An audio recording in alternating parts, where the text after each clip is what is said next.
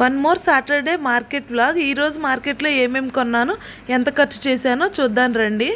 ఒక డజన్ అరటిపళ్ళు తీసుకున్నాను. డజన్ అరటిపళ్ళు 50 రూపాయలు.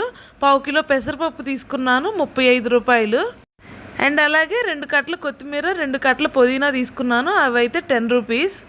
ఒక కట్ట మునక్కాయలు తీసుకున్నాను, అవైతే 10 రూపీస్. 4 మునక్కాయలు అయితే వచ్చాయి. అండ్ వాటితో పాటు కొన్ని బంతిపూలు తీసుకున్నాను పూజా మందిరానికి, అలాగే గడపలకి వేద్దామని చెప్పి, అవైతే 20 రూపీస్.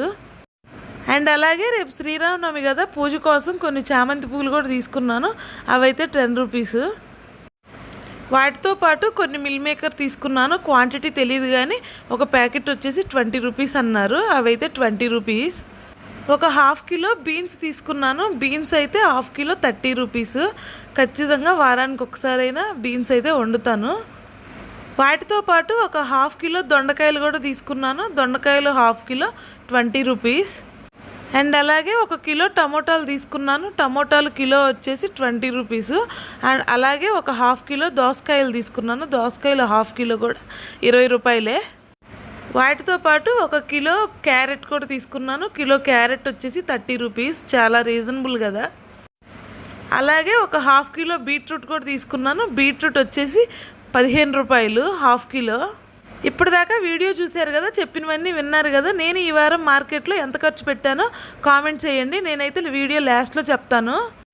ప్రతి వారంతో పోల్చుకుంటే ఈ వారం అయితే కూరగాయలైనా ఫ్రూట్స్ అయినా ఏవైనా సరే కొంచెం రీజనబుల్ కాస్ట్లోనే ఉన్నాయి. అండ్ మార్కెట్లో దొరకనివంటూ ఏముండవు. పెసరపప్పు, సబ్బులు అన్నీ అయితే దొరుకుతాయి కూరగాయలతో పాటు. ఫ్రూట్స్ అయితే బనానాస్ మాత్రమే తెచ్చాను, ఇంకేం తేలేదు. ఆల్రెడీ మార్నింగ్ మా హస్బెండ్ యాపిల్, దానిమ్మకాయలు, జాంకాయలు అయితే తీసుకొని వచ్చారు. సో ఇంక అందుకని చెప్పేసి నేను ఓన్లీ బనానాస్ మాత్రమే తీసుకున్నాను. ఆల్రెడీ ఇంట్లో బనానాలు ఉన్నాయి, అయినా కానీ ఒక డజన్ తీసుకున్నాను పూజలోకి కావాలని.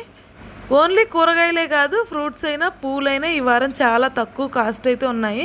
చామంతి పూలు అయితే చాలా తక్కువకి ఇచ్చాడు, 10 రూపీస్కి ఒక ప్యాకెట్ ఇచ్చారు. మునక్కాయలు వడబడిపోకుండా 4-5 రోజులైనా అలాగే ఫ్రెష్గా ఉండాలి అంటే ఒక చిన్న టిప్ చెప్తాను, ఫాలో అవ్వండి. మునక్కాయలు తెచ్చిన వెంటనే కట్ చేసుకొని పైన తొక్కులన్నీ తీసేసి ఒక కవర్లో వేసుకొని ఫ్రిడ్జ్లో పెట్టుకోవాలి. 4-5 డేస్ అయితే అలాగే ఫ్రెష్గా ఉంటాయి. ఇంకా ఎక్కువ రోజులైతే ఇంక వడబడిపోతాయి.